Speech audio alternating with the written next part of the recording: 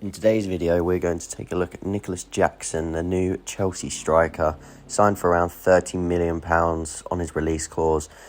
And we're going to see what his strengths and weaknesses are, how he's going to fit into this Chelsea team, and why I believe he is going to be a gem of a signing for the Blues. Here are a few examples of how he plays for Villarreal in that 4-2-3-1 and his average positions in these games, which is basically operating in those middle areas but also sporadically coming out wide. So here are his FBref stats.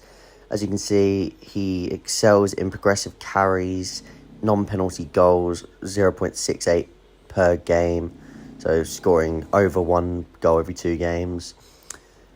His assists is also in the 89th percentile, 0.23 for a forward, so this is 1 every 5 games, 1 every 4 games, which is quite strong. But one of the most interesting things is that he is a clinical striker, getting a 29.3% conversion rate in 41 shots. This is something Chelsea have been lacking for a good amount of years now, and this is a very interesting point from the scouting report for Nicolas Jackson that a lot of the scouts would have been aware of, is how clinical he actually is. So this is how Villarreal would typically set up in a 4-2-3-1, similar to what Pochettino would do at Chelsea. The 3 midfielders, the number 10 for Villarreal, would more so drop in and make a 3-man midfield rather than being that number 10. And the wingers would push on, so at times it would create a 4-3-3.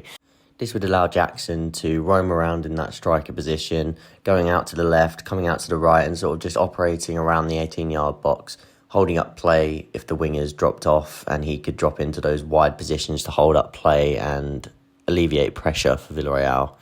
But this is why he was effective. He was essentially the main man. He was always getting himself in the box to score goals and in dangerous areas.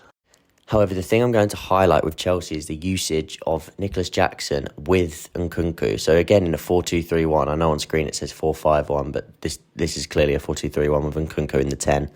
But the main thing that Jackson would do in this system is make wide channel runs and hold up the ball when he can in the channels.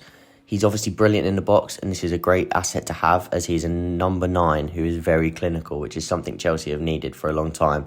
But also with the addition of Nkunku, who is also very clinical and very creative in those central areas, Nicolas Jackson doing what he's very good at and running into the channels will allow Nkunku to then make ghosting runs into the box behind him, into the central areas.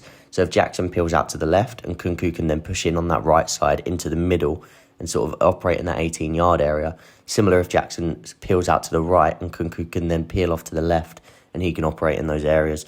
So this is going to be really good to maximising Nkunku as well as Jackson.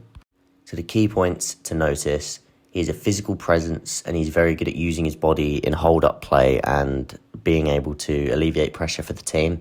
He's excellent at running into the channels, which, as mentioned, will allow Nkunku to occupy those central areas and be as dangerous as he can so we can get the best out of him. He's got an unbelievable conversion rate, which is something Chelsea have been looking for years now. And, of course, he is a young and cheap acquisition, very much so like Madueke and Badiashile, around the 30 million mark. Hopefully, it turned out to be gems. Both of the other two have looked very good piece of business so far.